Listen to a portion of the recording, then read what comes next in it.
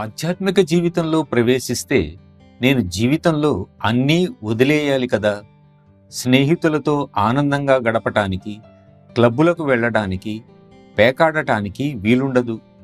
ఇటువంటి భయాలతో ఆధ్యాత్మికతకు దూరం కాకండి. మనకు భగవంతుడు ఎంత సమయం ఇచ్చాడో తెలియదు. అందుకే బాబూజీ అనేవారు, మరుక్షణంలో నీవు మరణిస్తావు అన్న భావంతో బతకాలి అని. ఇదంతా మాస్టర్ కోసం, మిషన్ కోసం కాదు, కేవలం మీకోసమే. మాస్టర్ను చేరటానికి కావలసింది ప్రేమ అనే టికెట్. అది ఎప్పుడూ మీతోనే ఉంచుకోండి. అది ఎంతో అవసరమైనది, ఆవశ్యకమైనది అని గుర్తుంచుకోండి.